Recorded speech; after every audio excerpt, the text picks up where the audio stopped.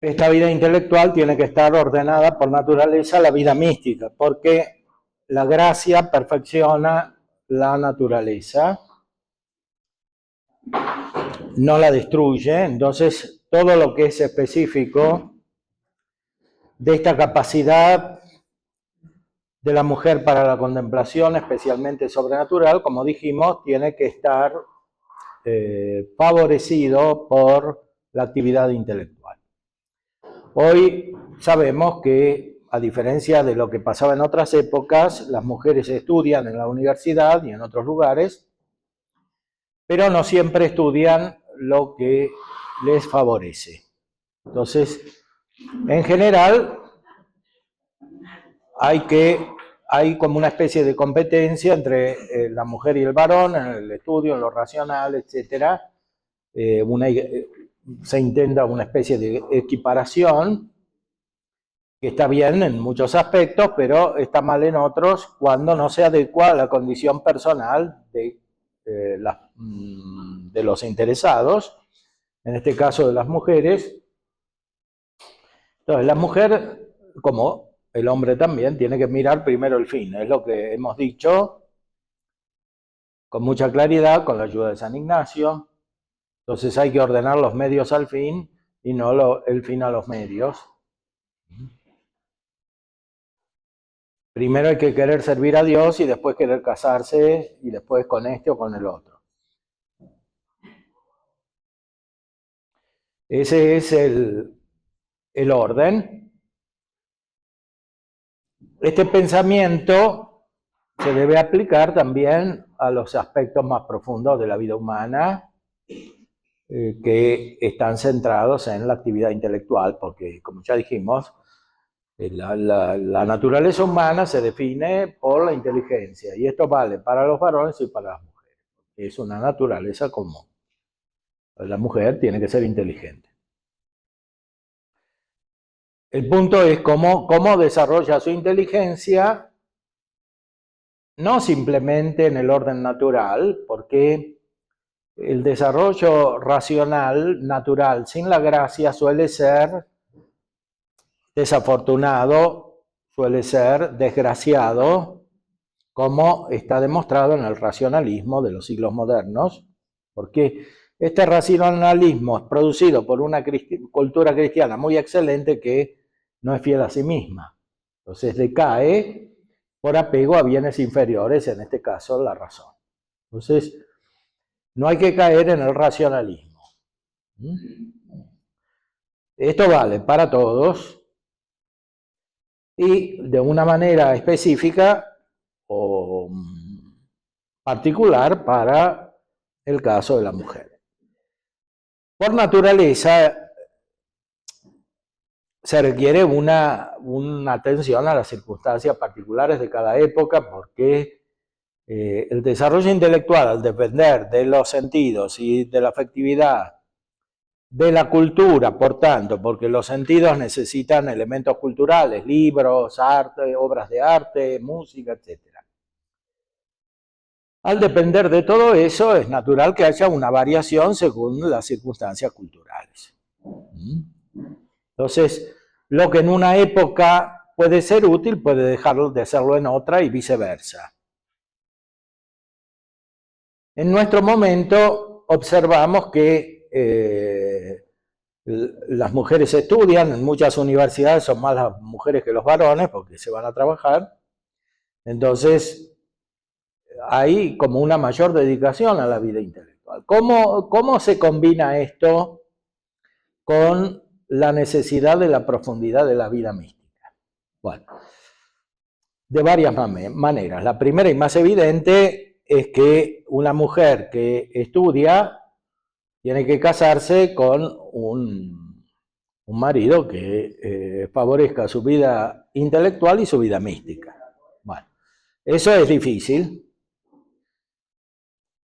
Siempre fue difícil, pero ahora es más difícil porque la cultura está desintegrada y la vida cristiana también.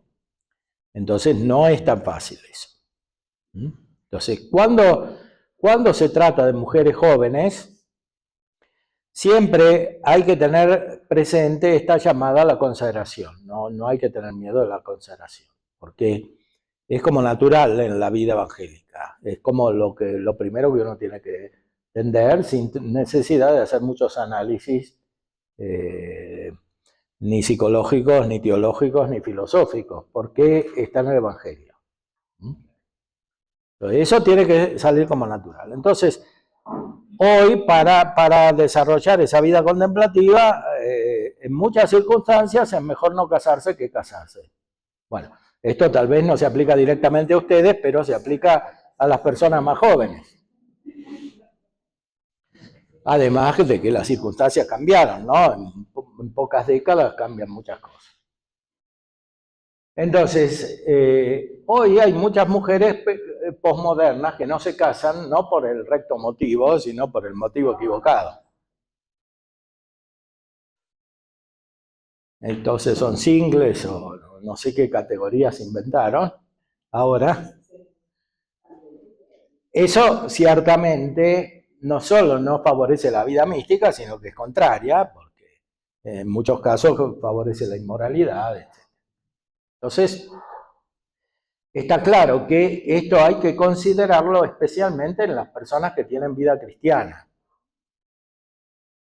profunda. Y hay que favorecer esa vida cristiana profunda. Entonces, hay que favorecer también esta vida consagrada de la mujer que estudia en las circunstancias del mundo presente. Entonces, no tienen que tener miedo de eso.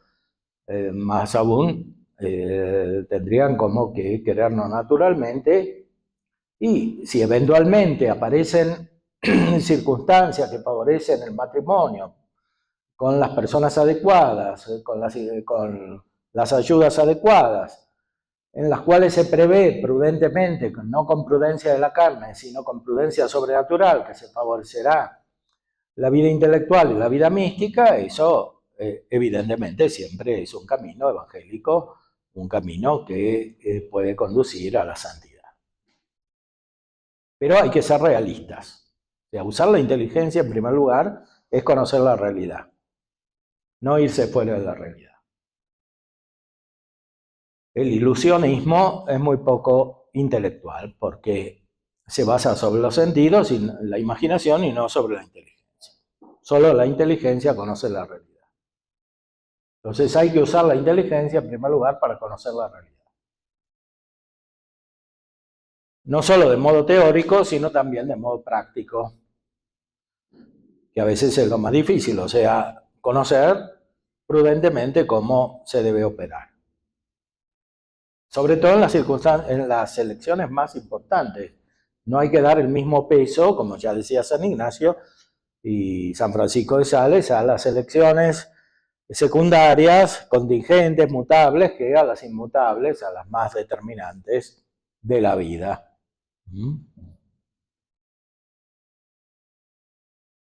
Todo eso requiere una formación espiritual y también intelectual. Hoy hay que estudiar filosofía buena, correcta, verdadera, para formarse intelectualmente. Sobre todo la que siempre recomendó la Iglesia, que es la de Santo Tomás de Aquino. Entonces, hay que favorecer este desarrollo intelectual, filosófico.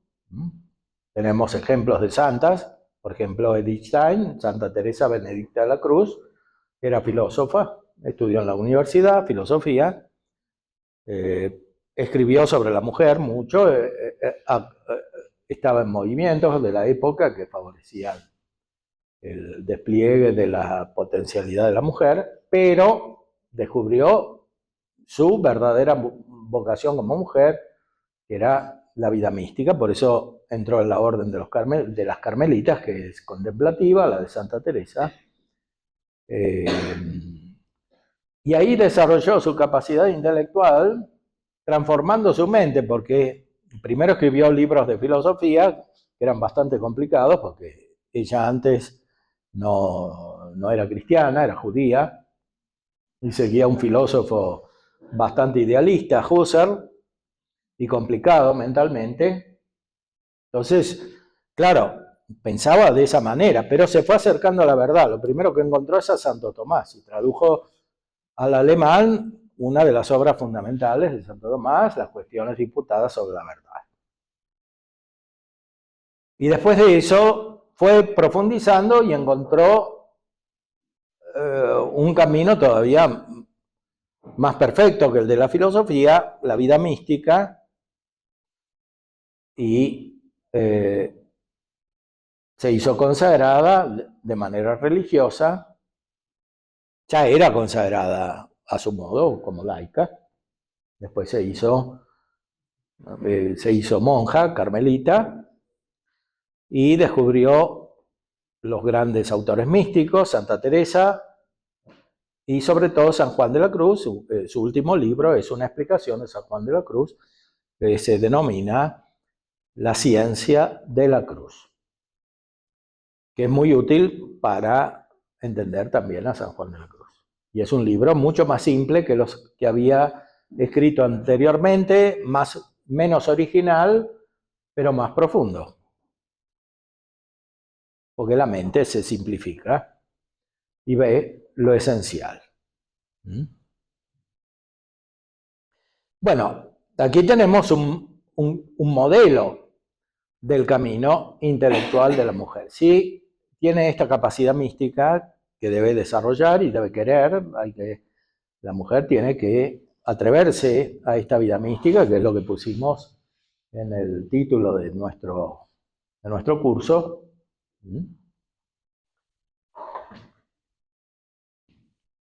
Tiene que desearlo profundamente y creerlo. Santa Teresa dice que si uno no cree que puede tener esta vida mística, no la va a tener nunca.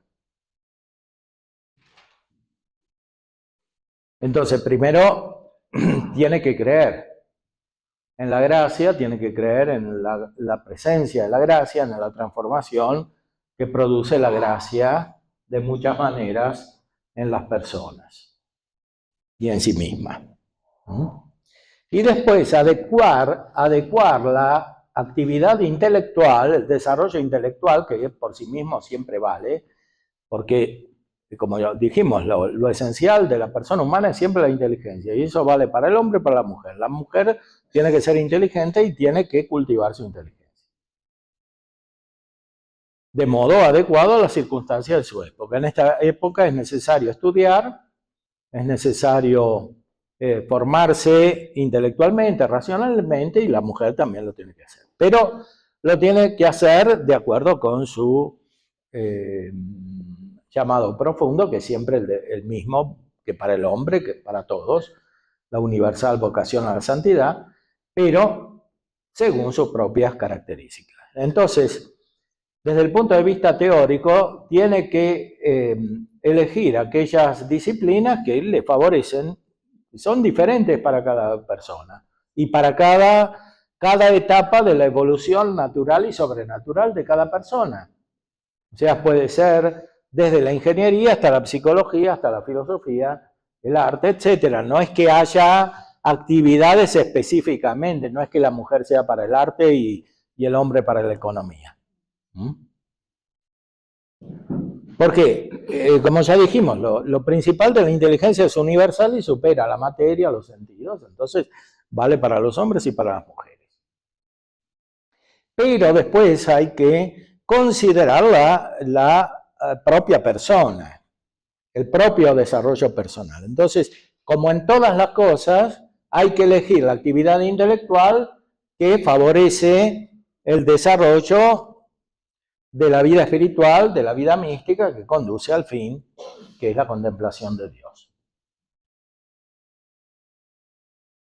Esto, por supuesto, vale de una manera diferente según las diferentes etapas de la vida, pero sirve también considerarlo para guiar a las personas más jóvenes en las rectas elecciones. Ustedes tendrán también hijas, etcétera, y hay que orientarlas.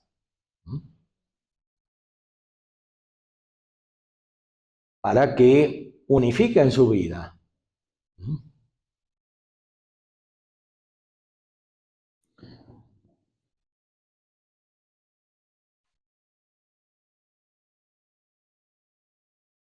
Esto abarca también la actividad laboral.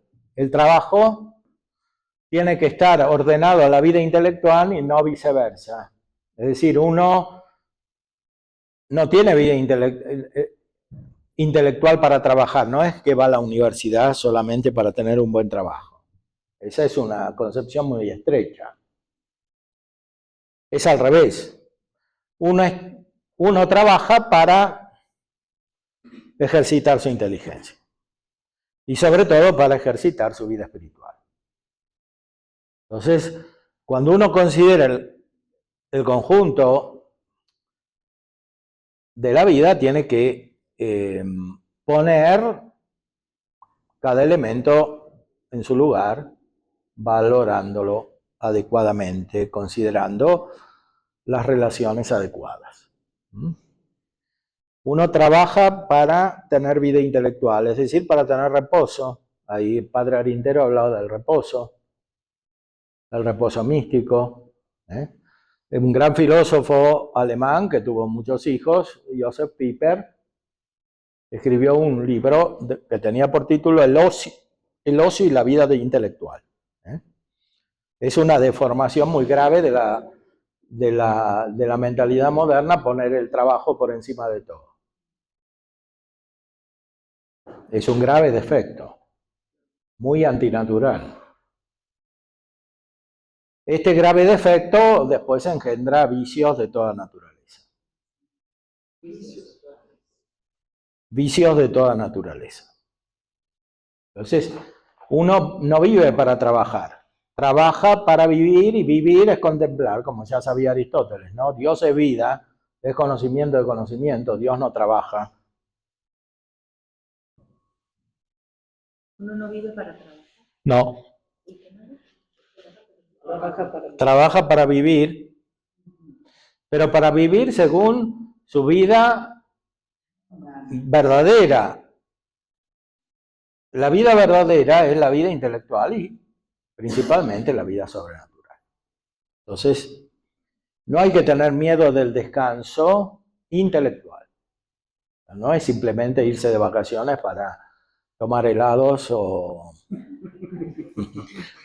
pasarla bien, dormir más y ver lugares bonitos y después regresar a trabajar. Y trabajar para irse de vacaciones. Eso no es el... No. Sino desarrollar la vida. Sí, pero sobre todo la vida mística.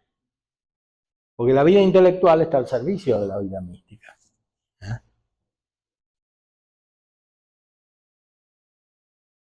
Entonces, la actividad frenética no ayuda a nadie. Produce muchos problemas. Ni siquiera ayuda para trabajar.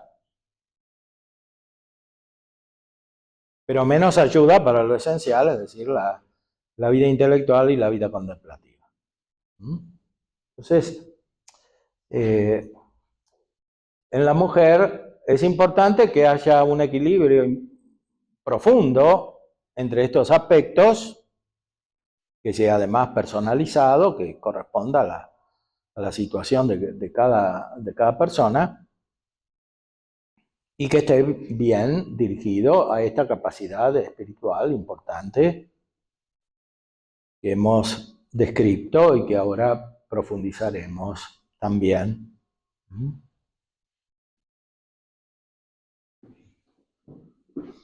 Veamos todavía lo que dice el padre Arintero.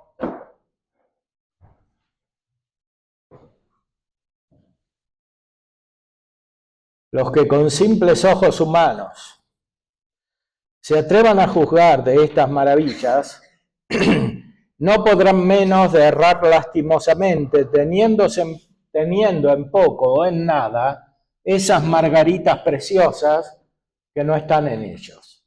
Margaritas o perlas. En griego es margarita. Margarita quiere decir perla. Y si presumiendo de su ciencia o su refinado sentido crítico se figuran que pueden juzgar mejor, que pueden juzgar de las cosas de Dios mejor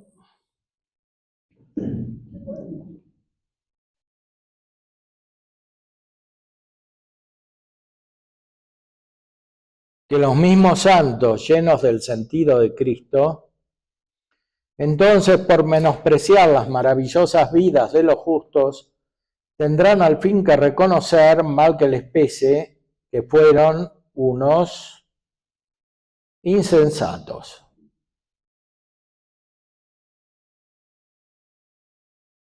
Cuán cierto es que el espiritual juzga de todo, y no puede ser comprendido ni menos juzgado de ningún psíquico, es decir, de ninguna persona que se mueve anímicamente solo en cuanto el alma informa al cuerpo, en cuanto el alma está dirigida al cuerpo, es como fuente del cuerpo. Y por supuesto, no puede ser juzgado esto por ninguna psicología que sea psíquica, o sea, que se centre y se cierre en la información del alma cuando reconocen que existe, porque no siempre es así, la información que el alma hace del cuerpo.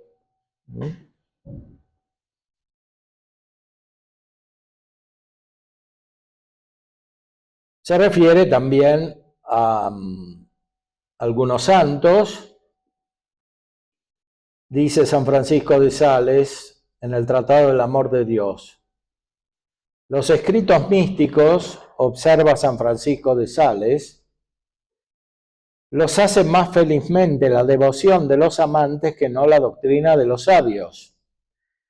Así es como el Espíritu Santo quiso que algunas mujeres hicieran eso de maravilla.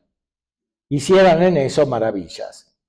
¿Quién expresó mejor los celestiales misterios del amor sagrado que una santa Catalina de Génova? Santa Ángela de Foligno, Santa Catalina de Siena o Santa Matilde. Bueno, lo primero que tienen que hacer las mujeres para desarrollar su vida mística y su vida intelectual es leer a estas mujeres santas. Y hay muchas otras, sean antiguas como modernas. Porque aquí encontrarán no solo un modelo de desarrollo intelectual, efectivamente algunas son doctoras de la Iglesia, como Santa Catalina o Santa Teresa, sino que además encontrarán un modelo de integración entre la vida intelectual y la vida mística, sobrenatural. Y derivadamente un modelo de integración entre la vida práctica, el trabajo, la vida social, política, y la vida intelectual y la vida mística.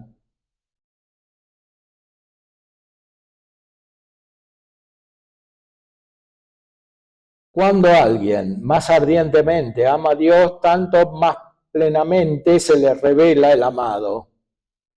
Y cuanto la dilección es más ardiente, tanto el conocimiento de las cosas divinas es más profundo y más perspicaz.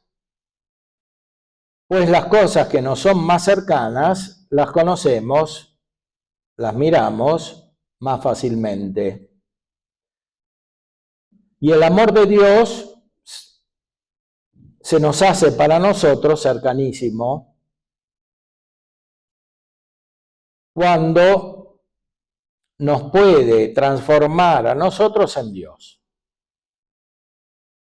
Cuando entonces la dilección ardiente llegue, a la cual no puede acceder la intelección, entonces ardientemente, amando a Dios, más plenamente conocen a Dios que los que tienen un agudísimo intelecto. El mismo es amor ardiente, dice San Buenaventura. El mismo amor ardiente, dice San Buenaventura, es formalmente cierta noticia afectiva o experimental. Esto lo dicen todos los santos, también San Juan de la Cruz y Santo Tomás. Experiencia de Dios. Experiencia de Dios. Esa experiencia surge del amor ardiente. Los que conocen, los que aman ardientemente a Dios, lo conocen.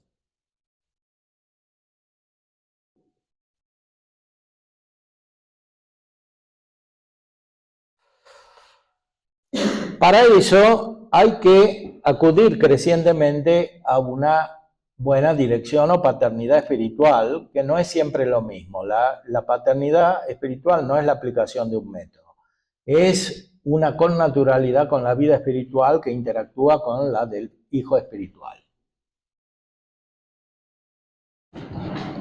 El padre espiritual no puede hacer siempre lo mismo, sino lo puede ejercitar en la medida en que crece espiritualmente. Los que pueden guiar al principio no son los que pueden guiar al final, salvo que crezcan ellos mismos también, lo cual es natural. Pero esta capacidad depende más de la gracia que del carácter del sacerdote. El carácter del sacerdote es necesario para la dirección espiritual, considerada en su aspecto más amplio y en su conjunto, porque este carácter está dado para ejercitar el culto público de Dios en la iglesia y por tanto se refiere también a los aspectos exteriores. La dirección espiritual, la guía, o mejor la paternidad espiritual, no es solamente de lo interior, es de toda la vida. Entonces el carácter ayuda a colocar a cada uno en su lugar, no solo interiormente, que es lo principal, sino también externamente. Por eso Santo Tomás dice que la virtud propia de los sacerdotes es la prudencia, que es una prudencia sobrenatural. Y la prudencia es práctica, es para guiar la vida práctica. Entonces, un laico, por más, o una mujer, por más vida espiritual que tenga elevada, no tiene este carácter. Entonces, hay aspectos de la colocación de la propia vida en el conjunto de la iglesia y de la vida social que no puede percibir. Por eso hay una función especial en la paternidad espiritual de los sacerdotes. Pero no todos tienen la misma capacidad, porque el sacerdocio no se ejercita solamente en modo singular, sino que todos, y también el conjunto, es instrumento de Cristo, que es el sacerdote principal, que hace presente al Padre y al Espíritu Santo y que envía al Espíritu Santo. Entonces, el sacerdote que obra en la persona de Cristo hace lo mismo que Cristo en coordinación con los otros. Entonces, cuando un sacerdote no percibe los aspectos interiores de un desarrollo espiritual, se puede acceder a otro. Y eso es natural, porque ninguno puede tener todas las capacidades, lo mismo que para ordenar la vida de la iglesia. Hay funciones diferentes. Algunas son más externas y otras son más internas, son más carismáticas. Pero el conjunto de todas las gracias para gobernar la iglesia y conducirla a la perfección la tiene solamente Cristo. Los otros ministros las recibimos, participamos, y por naturaleza son complementarias.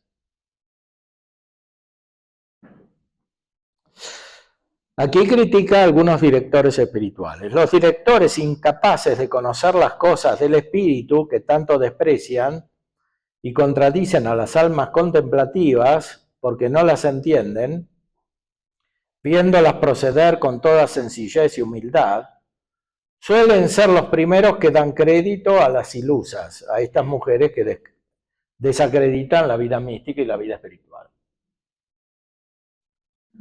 O sea, los que son más racionalistas son los que después que caen en la trampa de las ilusionistas.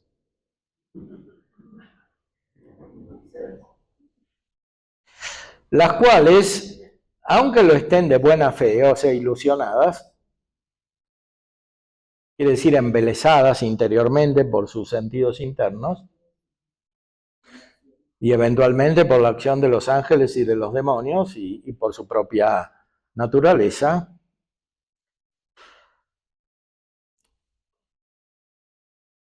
suelen ser los que dan crédito primero a las ilusas, las cuales, aunque lo estén de buena fe, proceden con doblez y astucia para buscarse cualquier apoyo, aunque sea el de un necio.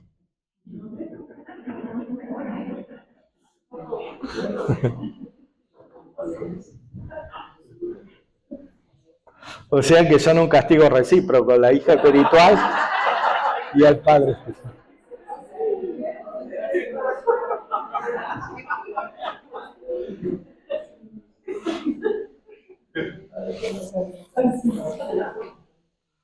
Por de pronto, según hace notar San Juan de la Cruz en la llama de amor viva, los pocos espirituales suelen tener en mucho aprecio las cosas más bajas del espíritu, que son las que más se allegan al sentido en que ellos viven, y en poco las más altas, porque son incapaces de conocerlas y estimarlas como conviene. Esto vale no solo para la paternidad espiritual singular, sino también para la comunitaria y vale también para la doctrina. Hay que ir profundizando en el conocimiento espiritual, hay que ir buscando siempre un magisterio más espiritual, aunque esté en los libros, porque hay libros de toda naturaleza. Normalmente los libros más antiguos que pertenecen a épocas mejores de la historia de la Iglesia son más seguros en el conocimiento de las cosas espirituales, y los modernos son más inseguros, en general. Entonces, por de pronto hay que conocer a los grandes autores espirituales, a los grandes santos y santas, como dijimos, que son muchas, y también a los autores espirituales profundos. Aquí tenemos un ejemplo, pero hay muchos otros, que introducen verdaderamente en la vida espiritual. Si uno va por ese camino, no se equivoca nunca. Sí. No entiendo la diferencia entre padre espiritual y director espiritual. Bueno, las dos son metáforas, ¿no? Porque es una relación propiamente espiritual. Entonces, ser padre en el orden de la vida natural, humana, es algo limitado. En el orden espiritual es un reflejo de la paternidad de Dios Padre. La palabra dirección espiritual es también una metáfora, un símbolo, ¿no? Hay en un organismo del Estado hay un director, en una escuela hay un director, en una empresa puede haber un director, etc. O sea, en el orden natural tiene que haber una autoridad, un director es una autoridad. Y eso no se puede evitar, la organización social está en la naturaleza, no puede existir de otra manera.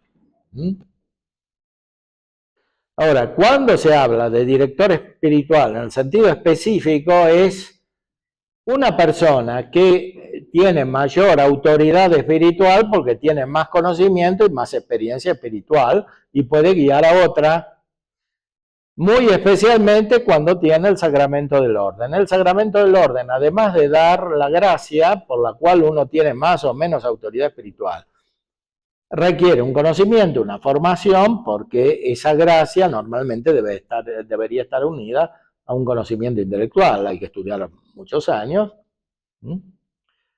Y además está unida esa gracia al carácter propio del sacramento. El carácter quiere decir una capacidad, un poder para ordenar las cosas espirituales en la Iglesia. Cosa que no tienen los laicos ni las grandes santas de las cuales hablamos aquí, que muchas veces tenían padres espirituales aunque eran santas. ¿Por qué? Porque hay que ordenar la vida entera, no es solamente algo puramente espiritual. Sí, lo espiritual es lo más importante, pero está unido con el orden de la vida sensible, como ya dijimos, y también con la vida exterior y con la vida práctica, incluso con el trabajo. O sea, las personas que tienen un padre espiritual muchas veces consultan sobre las cuestiones de su actividad temporal, aunque sean funcionarios del Estado. o profesores, o artistas, o lo que fuere.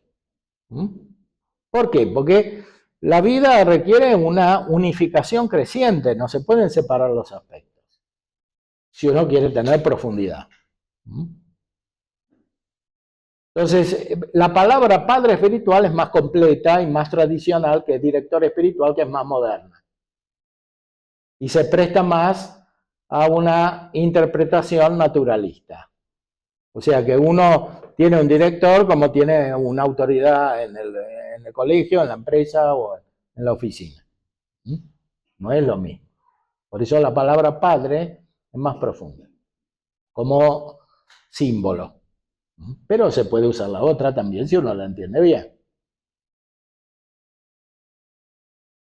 Lo mismo que maestro espiritual. Las más tradicionales, como aparecen por ejemplo en San Juan de la Cruz, son padre espiritual, maestro espiritual. No aparece nunca la palabra director espiritual, en Santa Teresa tampoco. Es más reciente, más moderna.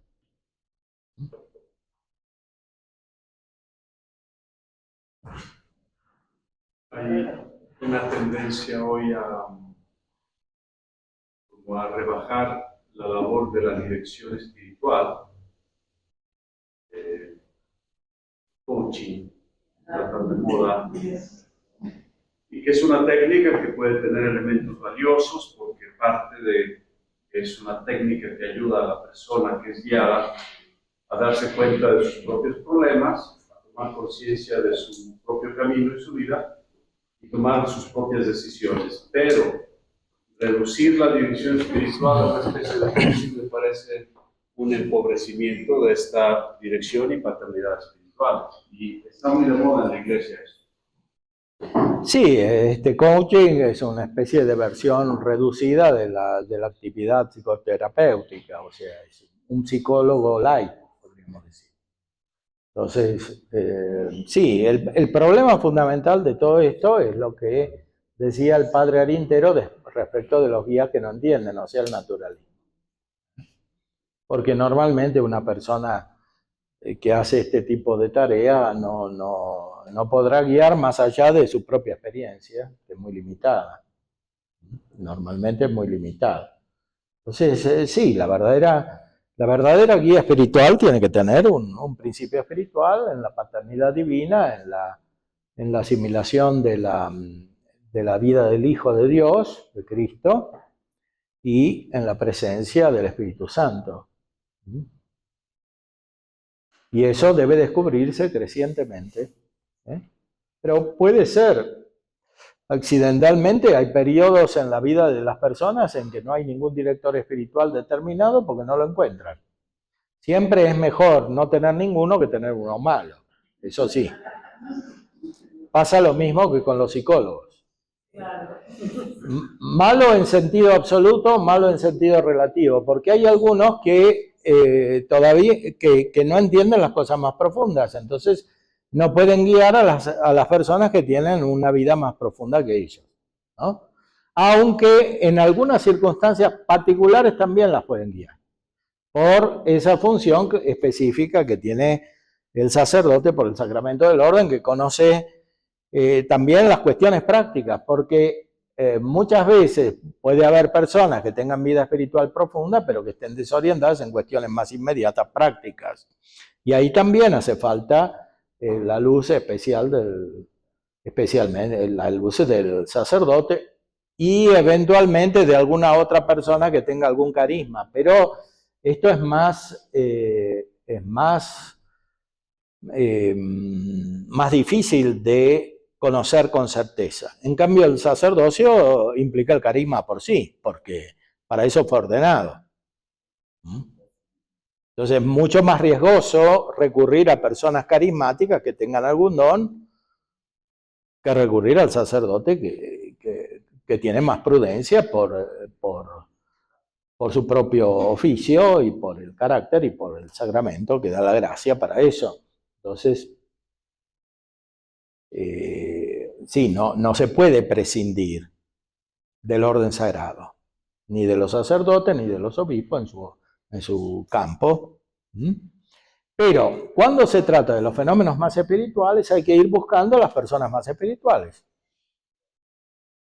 Normalmente hay una cierta correspondencia entre la edad y la espiritualidad, normalmente, porque hay más experiencia, etc., ¿no? Eso está en la naturaleza y de alguna manera también está en la gracia, porque muchas veces el crecimiento en la gracia corresponde también en cierta medida al crecimiento natural, aunque no es necesario, porque hay personas que tienen más edad y se degradaron y eran mejores cuando eran jóvenes.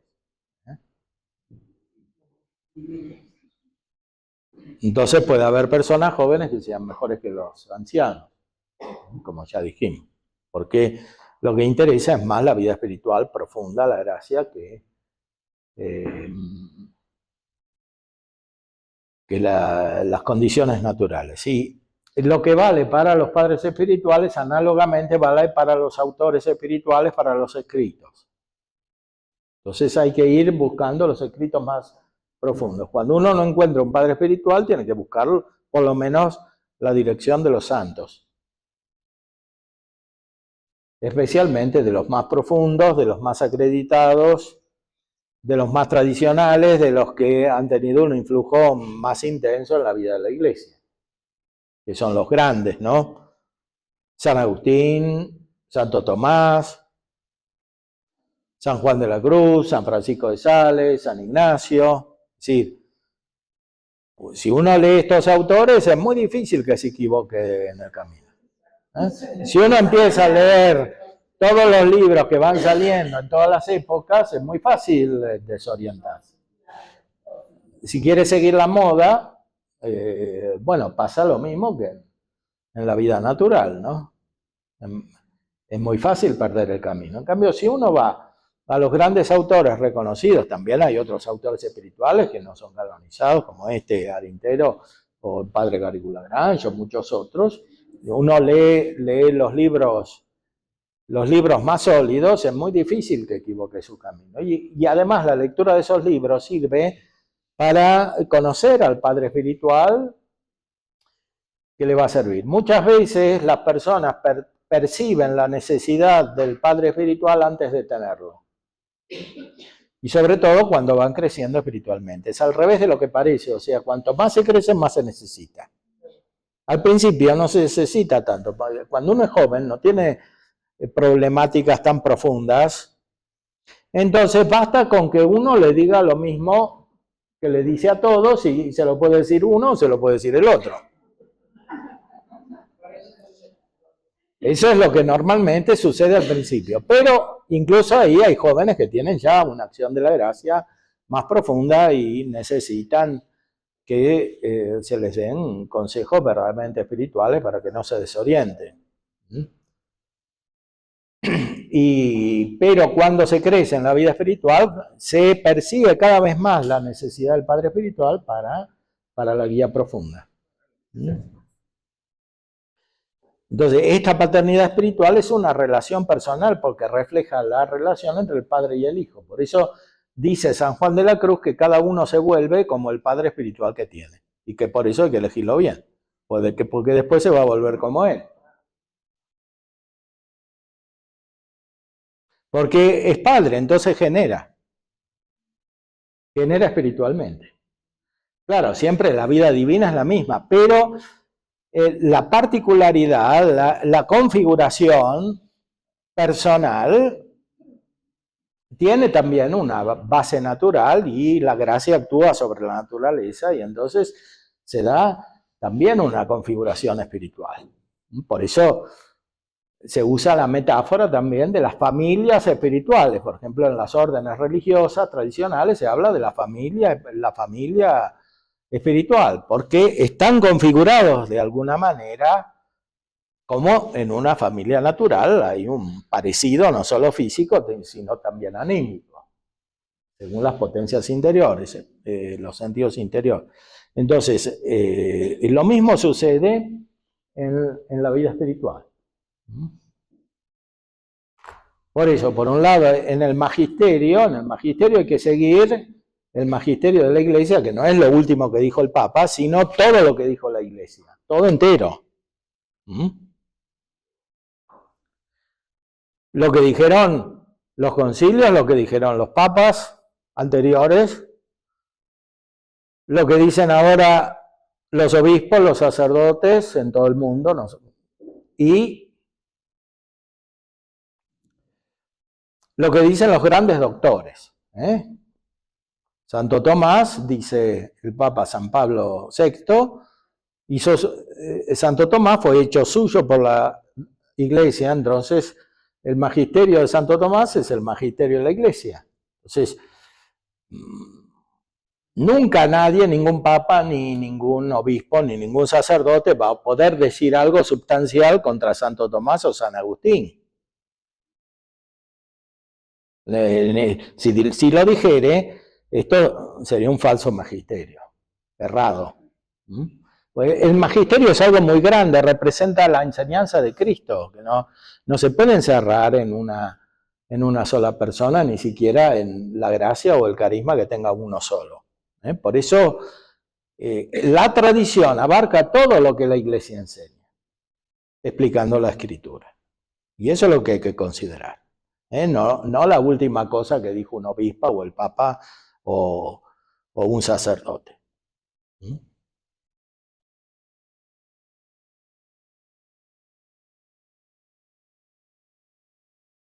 ¿Preguntas? Muchas de estas santas no son religiosas, que citaba el padre Aritero. Santa Catalina de Siena es terciaria, Santa Catalina de Génova es terciaria franciscana, Santa Ángela de Foligno, extraordinarios escritos para si no la han conocido, tiene unos diálogos con Jesucristo bellísimos. Jesucristo le habla, tiene locuciones, era terciaria, había estado casada, había tenido una vida más bien mundana, se convierte, o sea, estas santas no son solo religiosas, como Teresita, que desde niña fue santa, no conoció el pecado mortal, Santa Isabel seguramente tampoco, y murieron jovencitas, 24 y 26 años. Las santas, varias de ellas, vivieron lo que ustedes han vivido, su niñez, su juventud de mujer, su enamoramiento, su casarse, algunas que ya pueden ser viudas, pues, Santa Rita de Calla, Santa Rita era viuda, y tuvo muchos hijos. El marido era muy malo, la trataba mal, le pegaba, no sé, y después se convirtió.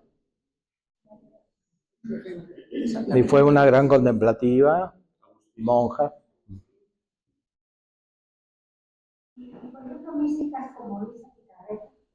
Sí. Bueno, ella tuvo una buena formación. Siempre pueden ser útiles, pero hay que conectarlas con las grandes santas y los grandes santos.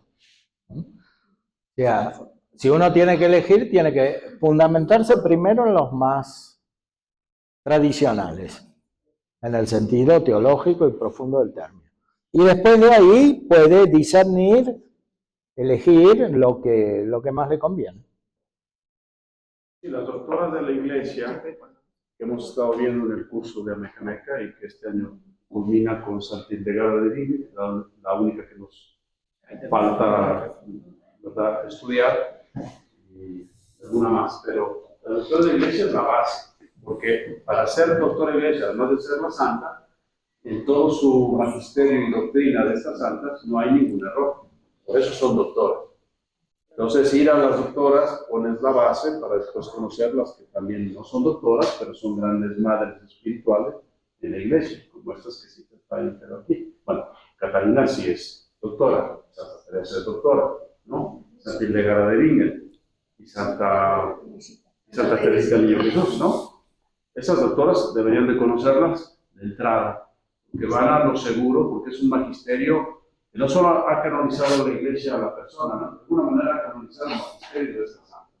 No hay ningún error, no se alejan del Evangelio, sino que un aspecto del Evangelio lo han profundizado. Por ejemplo, Santa Teresita, el aspecto de la misericordia y la confianza en la misericordia, ¿no? Un aspecto muy propio de ella, es la santa de la misericordia. Faustina Kowalska también, porque se le aparece después ¿verdad?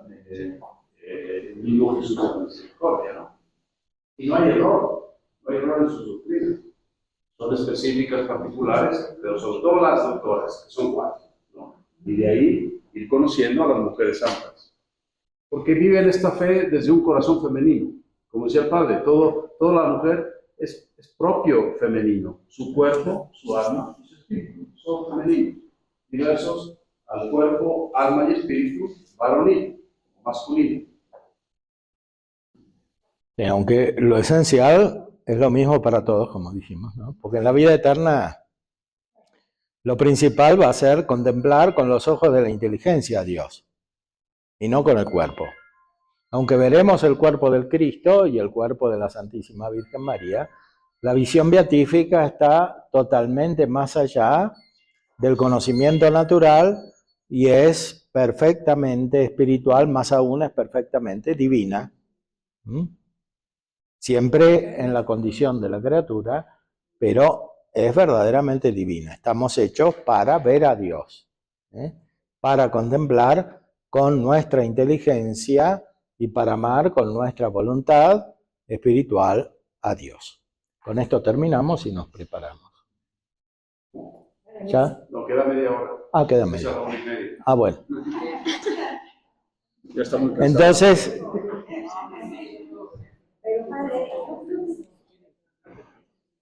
sí. ¿Algún aspecto más? Preguntas.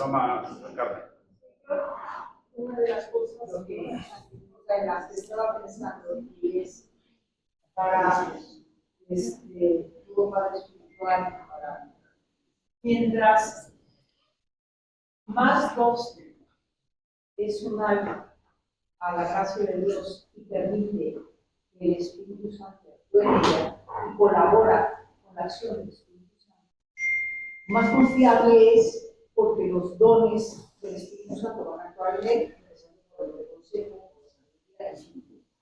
Entonces, el director o el padre espiritual, por antonomasia, es aquel que permite en sí mismo, o sea, es un hombre más místico, un hombre de oración, un hombre muy de Dios y que confía en Dios y no es. Claro. Sí. Los santos dicen que sí, el padre espiritual tiene que tener una sabiduría mística, tiene que tener una experiencia de Dios y también una experiencia de la acción de Dios en las otras personas, pero además tiene que tener conocimiento, letras, dice Santa Teresa, ¿no? Cuando ella buscaba a los padres espirituales, porque no los conseguía y le iba uno, iba otro, preguntaba y seguía preguntando hasta que fue encontrando los que más la ayudaban, ¿no? Pero en su propia experiencia dice que los que más la ayudaron eran los que tenían letras, además de experiencia. O sea que sabían mucho. O como San Francisco de Sales, que conocía bien la psicología femenina, ¿no? Sí, eso también, pero San Francisco de Sales la conocía justamente porque era un gran doctor. O sea, había estudiado en Padua, en Italia, en la universidad. Era un gran filósofo y un gran teólogo y escribió grandes libros de teología. Por eso es también doctor de la Iglesia. Entonces, Santa Teresa lo dice con mucha claridad eso. Y San Juan de la Cruz también lo dice. Que tiene que saber y que tiene que ser experimentado. Y eso, por supuesto, de manera proporcional. No es lo mismo que se necesita para un joven que recién empieza que para una persona que tiene más años de vida espiritual, ¿no? Entonces es una necesidad que se siente de manera creciente.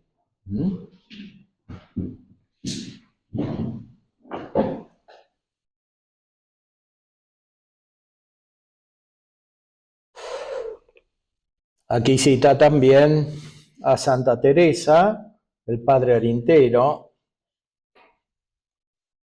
que se refiere a los éxtasis divinos, a las experiencias más profundas de Dios, aunque la unión mística con Dios no se identifica con el éxtasis. La unión es siempre algo espiritual, como ya dijimos. El éxtasis, dice Santa Teresa en las Moradas, no es como a quien toma un desmayo o un parasismo que ninguna cosa interior o exterior entiende. El alma nunca estuvo tan despierta para las cosas de Dios, ni con tan gran luz y conocimiento de su majestad. O sea, esto lo indicamos anteriormente, o sea, el crecimiento en la vida de gracia, el crecimiento en la inteligencia y por tanto con crecimiento en la conciencia. El alma está despierta, no dormida, cuando tiene la auténtica experiencia de Dios. Claro, si no hay conocimiento de la gracia y no se basa esta experiencia sobre la fe, uno puede confundir una experiencia mística auténtica con una exaltación diabólica de tipo gnóstico. O sea que una persona se cree muy inteligente y que tiene un conocimiento superior. Esa experiencia es muy común hoy en estas formas extrañas de New Age y de otras sectas que pululan en nuestra época. Son sectas que renuevan esta actitud antigua de raíz gnóstica.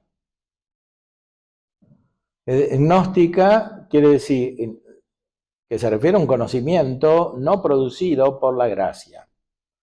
Gnosis quiere decir simplemente conocimiento, pero se indica con esta expresión un conocimiento que tiene un origen falso, que parece divino pero que no lo es.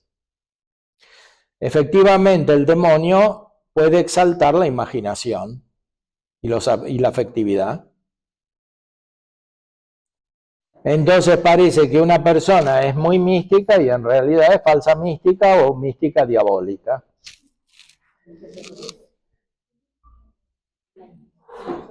Como a veces se dice en el lenguaje corriente, que es un exaltado o una exaltada.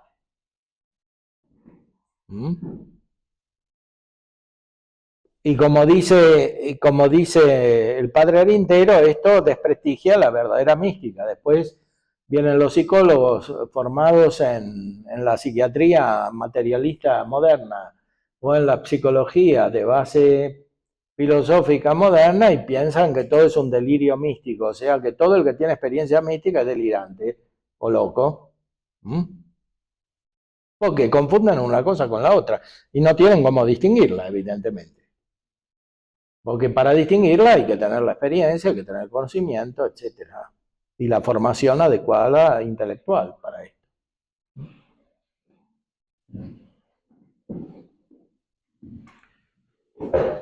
Cuando en esta suspensión el Señor tiene a bien demostrarle algunos secretos como cosas del cielo y visiones imaginarias, esto sábelo después decir, y de tal manera queda imprimido en la memoria que nunca jamás se olvida. Esto es muy interesante. Se trata no solo de una memoria sensitiva. La memoria sensitiva es mutable porque depende del órgano corporal. La memoria espiritual no es mutable. La memoria intelectual es la inteligencia misma que contiene las ideas. Pero hay una memoria más profunda, donde está presente el Padre, que es el origen de la vida espiritual. San Agustín hablaba de memoria, inteligencia y voluntad, que son la imagen de la Trinidad en el alma. Memoria quiere decir la mente profunda. Memoria viene de mens, tiene la misma raíz que mens. Es la mente profunda. ¿Dónde está el origen? Cuando hay vida espiritual que viene de la gracia, este origen es siempre el Padre. Entonces, es como que uno, en algún aspecto de su vida, queda engendrado por el Padre y esto es divino y por tanto inmutable. Por eso no se olvida. No se olvida esta experiencia. Mas cuando son visiones intelectuales, debe haber algunas tan subidas que no las conviene entender los que viven en la tierra para poderlas decir, aunque se pueden decir muchas.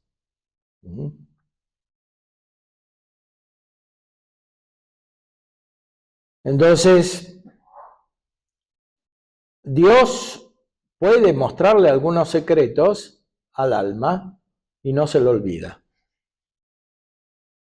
Cuando vienen directamente de Dios, del Padre. Después hay otro tipo de visiones interiores que son intelectuales, que quiere decir que el alma entendió algo. Que no es lo mismo que contemplar de la manera que dijo al principio. Entender es algo hecho a modo humano y por eso es más mutable y más contingente. Es tan grande el provecho que no se puede encarecer. Porque aunque no las saben decir, en lo muy interior del alma quedan bien escritas y jamás se olvidan. Acaece, aunque se quita el éxtasis, que quedarse la voluntad tan embebida y el entendimiento tan enajenado, y durar así día y aún días, que parece que no es capaz para entender en cosa que no sea para despertar la voluntad a amar. Y ella se está harto despierta para esto.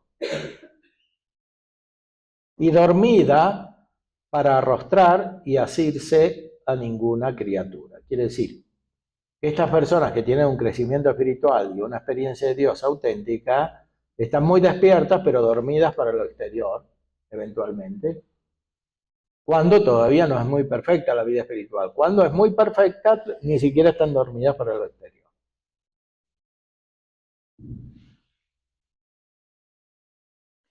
San Juan de la Cruz nos enseña que estos fenómenos son muy intensos, son muy reales, pero que no hay que asirse a ninguno de ellos. O sea que hay que buscar por la fe desnuda y oscura solamente a Dios, que es infinito y que todavía no lo podemos conocer como es, por más experiencias y dones que tengamos. Sin embargo, todo esto es necesario.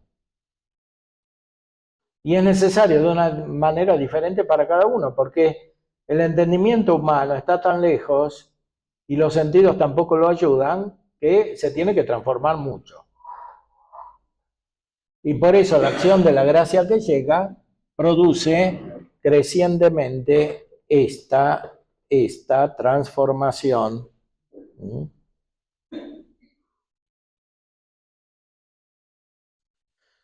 O cuando el alma torna ya del todo en sí,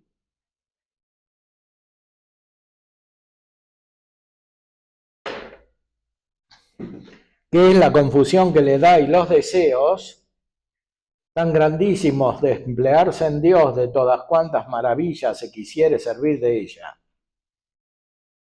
Querría tener 1000 vidas para emplearlas todas en Dios, y que todas cuantas cosas hay en la tierra fuesen lenguas para alabarle por ella. Los deseos de hacer penitencia grandísimos y no hace mucho en hacerla, porque con la fuerza del amor siente poco cuanto hace, y ve claro que no hacían mucho los mártires en los tormentos que padecían, porque con esta ayuda de parte de nuestro Señor es fácil. Y así se quejan estas almas a su majestad cuando no se les ofrece que padecer. Parece que quiere nuestro Señor que todos entiendan que aquel alma ya es suya y que no ha de tocar nadie en ella, en el cuerpo, en la honra, en la hacienda, enhorabuena, que de todo sacará honra para su majestad. Mas en el alma, eso no, que él la amparará de todo el mundo y aún de todo el infierno. Este es un gran texto de Santa Teresa en las moradas capítulo 6, donde empieza la vida más espiritual. Este es un libro que todos debemos leer, Las Moradas de Santa Teresa. Es un símbolo del camino espiritual a través del castillo. Se va entrando hasta que se llega al centro donde está el rey.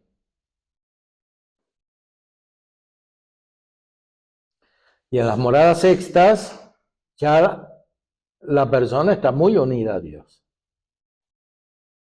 Profundamente unida a Dios y tiene esta experiencia espiritual, verdaderamente espiritual. Cosa que no tenía con tanta claridad en las moradas anteriores, aunque ya empezaba la vida sobrenatural, como dice ella. Vida sobrenatural en sentido estricto la tiene todo cristiano porque tiene la gracia, pero esta gracia va creciendo y va produciendo fenómenos que también son extraordinarios, sobrenaturales en este sentido. Después cita otro autor espiritual, el padre Weiss. Aunque se debe andar con cierta cautela con lo maravilloso en nosotros, observa el padre Weiss, no podemos aprobar a los que acortan el brazo de Dios y creen que estas cosas ya no se realizan en estos tiempos y que por eso no suelen referirse sino en sencillas mujeres. ¿Cómo? ¿Mujeres son acaso seres débiles esas mujeres que doman con energía sus pasiones, que hacen mortificaciones heroicas y sirven a Dios con toda fidelidad? Eso dice un autor de una vida de Santa Teresa. No es ciertamente dirigirles un reproche el decir que solo ellas marchan por el camino de la perfección con seriedad viril. Ni es ninguna vergüenza para el cristianismo el llenar con mujeres y vírgenes heroicas los vacíos producidos por los hombres desertores. ¿No deberían ellos, por el contrario, avergonzarse por su debilidad antes que insultarlas a ellas y menospreciar la enseñanza que Dios les da, mostrándose grande en los pequeños y haciendo fuerte lo que es débil? Ahí cita otra vida de Santa Catalina de Siena. Que nadie se atribuye un don de Dios que da a quien le place, sin que nadie tenga derecho a preguntarle por qué obra así. Ha dado a los hombres el sacerdocio, la misión de predicar, la actividad pública, etc. Bastantes honores y deberes y responsabilidades tienen. ¿En qué les perjudica si confía a las mujeres el cuidado de ornar a la iglesia, dándoles a este efecto algunas joyas extraordinarias? Estos tiempos en que tantos hombres huyen de la iglesia y solo algunos Nicodemos acuden de noche a tratar con Jesús, en que los mismos servidores del santuario se ven corroídos por el miedo y no saben sino callarse y seguir las inspiraciones de la prudencia carnal, en que la fe es despreciada, en que la adhesión a la iglesia se ha convertido en objeto de mofa, y la mortificación y la piedad seria en cuentos de viejas, esos tiempos nos parecen precisamente los más a propósito para que Dios venga en auxilio de la iglesia con dones extraordinarios. Cada año que nos acerca el fin de los tiempos, nos hace ver más claramente que tenemos necesidad de grandes santos y milagros. Ocurre con estos lo que con el honor, que es sombra de la virtud. El milagro es la sombra de la santidad. La sombra huye delante de quien la persigue y se aferra a los pasos de quien huye de ella. Lo milagroso persigue a los santos como para recompensarlos de la solicitud con que lo evitan. Señor, ¿por qué no das estas luces a tus ministros, a los sacerdotes? O sea, ¿por qué muchas veces estas mujeres son más sabias en la vida espiritual que los sacerdotes? Preguntaba la venerable Micaela Aguirre. Al verse llena de ellas y no poder emplearlas como desearía. Y el Señor le respondió, no me dan entrada.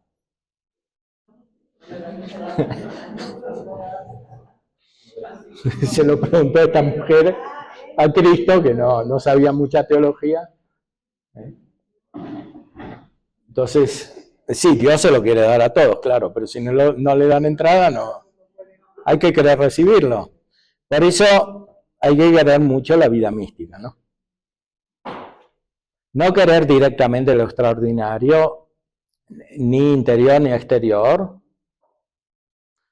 sino querer directamente lo esencial. Y si uno quiere lo esencial, se produce todo esto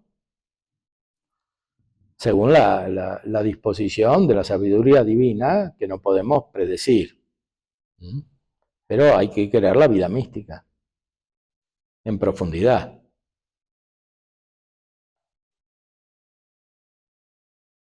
¿Una pregunta? ¿Una inquietud o quieran compartir algo a raíz de esta conferencia? Se necesita una disciplina, bueno, una voluntad para... ¿Un qué? Necesitamos tener mucha voluntad Sí. para estar en silencio, sobre todo, y abandonadas, para estar deseando ver a Dios. Sí. Sí, la soledad es un medio muy importante.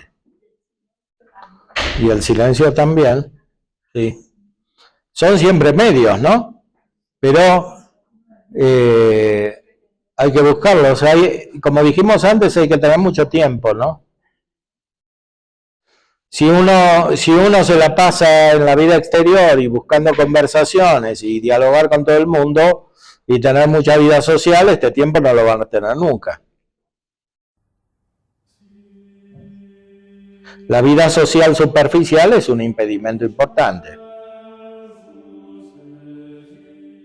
No es siempre buena en sí.